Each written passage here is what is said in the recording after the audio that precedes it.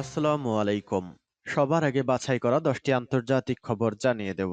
প্রথমেই থাকছে শিরোনাম। তবে তার আগে অনুরোধ থাকবে ভিডিওটিতে একটি লাইক দিবেন।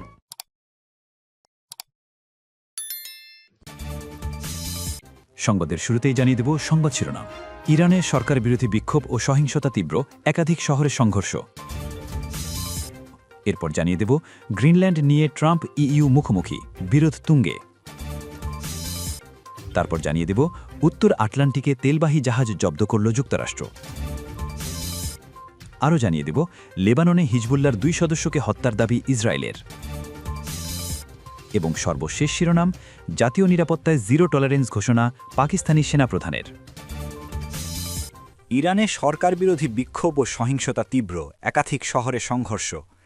ইরানের চাহারমাহাল ও বাখতিরি প্রদেশের লর্ডেগান শহরে পুলিশের সঙ্গে বিক্ষোভকারীদের সংঘর্ষে 2 জন নিহত এবং অন্তত 30 জন আহত হয়েছেন। স্থানীয় সময় বুধবার এই ঘটনা ঘটে। এদিন সকালে শহরের বিভিন্ন সড়কে প্রায় 300 জন ব্যবসায়ী তাদের দোকান বন্ধ করে একত্রিত হন। বিক্ষোভকারীরা একটি সেতুর কাছে পৌঁছালে উত্তেজনা বেড়ে যায় এবং কিছু বিক্ষোভকারী পুলিশ সদস্যদের সঙ্গে সংঘর্ষে জড়ান। এ সময় সংঘর্ষে অংশগ্রহণকারীদের হাতে আগ্নেয়াস্ত্র ছিল এবং তারা হঠাৎ নিরাপত্তা বাহিনীর দিকে গুলি চালায়, যার ফলে 2 জন নিহত হন।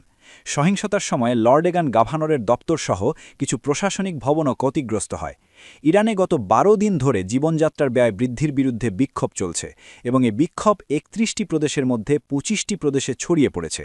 এসব ঘটনায় নিরাপত্তা বাহিনীর সদস্যসহ কয়েকজন নিহত ও আহত হয়েছেন। এটি গত কয়েক বছরের মধ্যে সবচেয়ে বড় বিক্ষোভ বলে মনে করা হচ্ছে।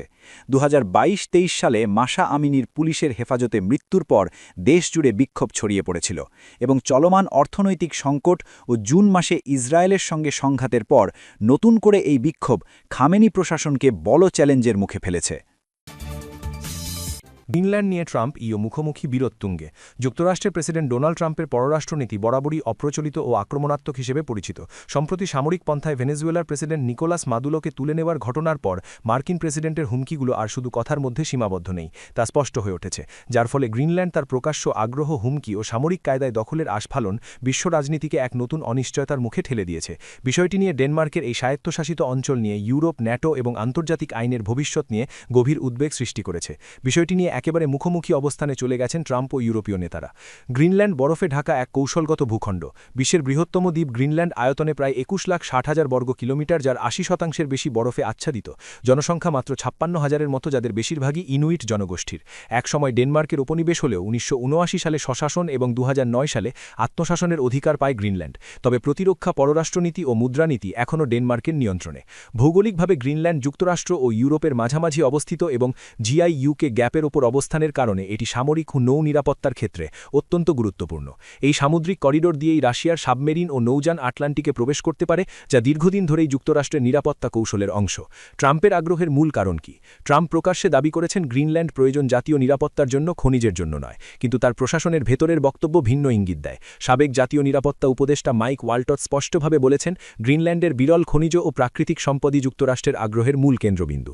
গ্রিনল্যান্ডে রয়েছে বিপুল পরিমাণ বিরল খনিজ, তেল ও গ্যাস, যেগুলো আধুনিক প্রযুক্তি, বৈদ্যুতিক গাড়ি, নবায়নযোগ্য জ্বালানি ও সামরিক সরঞ্জাম তৈরিতে অপরিহার্য। বর্তমানে এসব খনিজের বাজারে চীনের আধিপত্য যুক্তরাষ্ট্রের জন্য বড় কৌশলগত চ্যালেঞ্জ। জলবায়ু সংকটে বরফ গলতে থাকায় এসব সম্পদ ভবিষ্যতে আরও সহজে উত্তোলনযোগ্য হয়ে উঠতে পারে। পাশাপাশি উত্তর মেরু অঞ্চলের নতুন নৌপথ বিশ্ব বাণিজ্যের চেহারা বদলে দিতে পারে।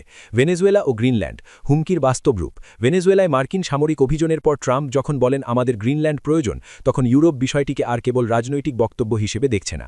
হোয়াইট হাউস প্রকাশ্যে জানিয়ে দিয়েছে গ্রিনল্যান্ড অধিগ্রহণে সামরিক পদক্ষেপ সহ সব বিকল্প বিবেচনায় রয়েছে। ট্রাম্প নিজেই দাবি করেছেন ডেনমার্ক গ্রিনল্যান্ড রক্ষা করতে পারবে না এবং সেখানে রাশিয়া ও চীনের উপস্থিতি বাড়ছে। এই বক্তব্য সরাসরি ন্যাটোর ভেতরে ফাটল ধরানোর আশঙ্কা তৈরি করেছে, কারণ ডেনমার্ক ন্যাটোর মেরুদণ্ডী রাষ্ট্র, আর ন্যাটোর একটি মূল নীতি হল এক মদস্যের ওপর হামলা মানে সবার ওপর হামলা। ইউরোপের প্রতিক্রিয়া, একজোট হওয়ার চেষ্টা। ট্রাম্পের হুমকির জবাবে France, Germany, Italy, Poland, Spain ও যুক্তরাজ্য যৌথ বিবৃতিতে গ্রিনল্যান্ডের সার্বভৌমত্বের প্রতি সমর্থন জানিয়েছে। তারা স্পষ্ট করেছে গ্রিনল্যান্ডের ভবিষ্যৎ নির্ধারণের অধিকার শুধু ডেনমার্ক ও গ্রিনল্যান্ডের জনগণের। ইউরোপীয় নেতারা সতর্ক করে দিয়েছেন সার্বভৌমত্ব ও ভূখণ্ডের অখণ্ডতা জাতিসংঘ চার্টারের মৌলিক নীতি, যা লঙ্ঘন করা হলে আন্তর্জাতিক ব্যবস্থা ভেঙে পড়তে পারে। একই সঙ্গে নর্ডিক দেশগুলো আর্কটিক অঞ্চলের নিরাপত্তা যৌথভাবে রক্ষার প্রতিশ্রুতি পুনর্ব্যক্ত করেছে। লেবাননে হিজবুল্লার 2 সদস্যকে হত্যার দাবি ইসরায়েলের। লেবাননের দক্ষিণাঞ্চলের খিরবেত সেলম এলাকায় দেশটির সশস্ত্র গোষ্ঠী হিজবুল্লার ২ সদস্যকে হত্যার দাবি করেছে ইসরায়েলি সেনাবাহিনী। বুধবার ৭ জানুয়ারি সংবাদমাধ্যম রাশিয়া টুডের বরাতে এক প্রতিবেদনে এ তথ্য জানিয়েছে বার্তা সংস্থা মেহের। ইসরায়েলি সেনাবাহিনী এক বিবৃতিতে জানিয়েছে তারা দক্ষিণ লেবাননে হিজবুল্লার সামরিক অবকাঠামো পুনর্গঠনের সঙ্গে জড়িত ২ সদস্যকে টার্গেট কিলিং করেছে। বিবৃতিতে দাবি করা হয় নিহতদের একজন প্রকৌশলী ছিলেন এবং তিনি হিজবুল্লার সামরিক অবকাঠামো পুনর্গঠনের নেতৃত্ব দিচ্ছিলেন। ইসরায়েলি সেনাবাহিনী আরও বলেছে মঙ্গলবার গভীর রাতে দক্ষিণ লেবাননের খিরবেত সেলম এলাকায় হামলা চালানো হয়। এতে হিজবুল্লার ২ সদস্য নিহত হন। তবে যুদ্ধবিরতি চুক্তি লঙ্ঘন করে এবং লেবাননের ভূখণ্ডে ধারাবাহিক হামলা চালানোর বিষয়টি উপেক্ষা করে দখলদার ইসরায়েল করেছে এই ২ হিজবুল্লাহ সদস্যের কার্যক্রম তেল আবিব ও বৈরুতের মধ্যে হওয়া চুক্তির স্পষ্ট লঙ্ঘন ছিল। উল্লেখ্য, লেবানন ও ইসরায়েলের মধ্যে যুদ্ধবিরতি চুক্তি স্বাক্ষরের পর থেকে ইসরায়েলি সেনাবাহিনী শতবার ওই চুক্তি লঙ্ঘন করে দেশটির বিভিন্ন অঞ্চলে বিমান, ক্ষেপণাস্ত্র ও স্থল হামলা চালিয়েছে। এছাড়াও দক্ষিণ লেবাননের কিছু অংশ এখনও তাদের দখলে রয়েছে। জাতীয় নিরাপত্তায় জিরো টলারেন্স ঘোষণা পাকিস্তানি সেনাপ্রধানের। জাতীয় নিরাপত্তা রক্ষায় যে কোনো হুঁশিয়ারি মোকাবেলায় জিরো টলারেন্স নীতি গ্রহণের ঘোষণা দিয়েছেন পাকিস্তানের সেনা ও প্রতিরক্ষা বাহিনীর প্রধান ফিল্ড মার্শাল অসীম মুনির। বৃহস্পতিবার ৮ জানুয়ারি লাহোর গ্যারিসন বিশ্ববিদ্যালয় পরিদর্শনের সময় সেনাবাহিনীর কর্মকর্তাদের উদ্দেশ্যে অসীম মুনির এই ঘোষণা দেন। দেশটির আন্তঃবাহিনী জনসংযোগ পরিদপ্তর আইএসপিআর থেকে এক বিবৃতিতে এই তথ্য নিশ্চিত করা হয়েছে। বিবৃতিতে ফিল্ড মার্শাল মুনির পেশাদারিত্ব এবং দৃঢ়তার সাথে ক্রমবর্ধমান চ্যালেঞ্জ মোকাবেলায় সেনাবাহিনীর দৃঢ় সংকল্প পুনর্ব্যক্ত করেন। তিনি সশস্ত্র বাহিনীকে পাকিস্তানের সার্বভৌমত্ব, আঞ্চলিক অখণ্ডতা এবং অভ্যন্তরীণ স্থিতিশীলতা রক্ষায় প্রতিশ্রুতিবদ্ধ, শৃঙ্খলা, উৎকর্ষতা এবং নিঃস্বার্থভাবে জাতীয় স্বার্থে কাজ করে যাওয়ার ওপর জোর দিয়েছেন। আইএসপিআর বলছে ফিল্ড মার্শাল মুনির লাহোর গ্যারিসন বিশ্ববিদ্যালয় পরিদর্শনের সময় সেনাবাহিনীর অভিযানের প্রস্তুতি, প্রশিক্ষণের মান এবং যুদ্ধদক্ষতার কার্যক্রমগুলো পরিদর্শন করেছেন। বিবৃতিতে আরও বলা হয়েছে সবশেষ প্রযুক্তি প্রদর্শনের জন্য একটি বিশেষায়িত মাঠ প্রশিক্ষণ মহড়া প্রত্যক্ষ করেছেন, যা সেনাবাহিনীর উদ্ভাবন, গতিশীল ভবিষ্যৎ যুদ্ধক্ষেত্রের সাথে খাপ খাইয়ে নেওয়ার ক্ষমতার ওপর জোর দেওয়া হয়েছে। এদিন প্রধান ফিল্ড মার্শাল অসীম মুনির লাহোর গ্যারিসন বিশ্ববিদ্যালয় পরিদর্শনের সময় সেনাবাহিনীর কর্মকর্তাদের সঙ্গে দীর্ঘ আলোচনায় অসীম মুনির আফগানিস্তানের সাথে সম্পর্কের তিক্ততা, ভারত থেকে যুদ্ধাপরাধের ইঙ্গিত, খাইবার পাখতুনখোয়া সরকারের সমালোচনা করেছেন। গত মাসে সেনাবাহিনীর শীর্ষ নেতৃত্বকে রাজনৈতিক শক্তিগুলিকে আন্দোলন বা সমালোচনার মাধ্যমে জাতীয় ঐক্যকে নষ্ট করার বিরুদ্ধে সতর্ক করে দেওয়া হয়েছিল এবং একই সঙ্গে সন্ত্রাসবাদে জড়িত ভারতের বিরুদ্ধে কঠোর মোকাবেলা করার প্রতিশ্রুতি দিয়েছিলেন।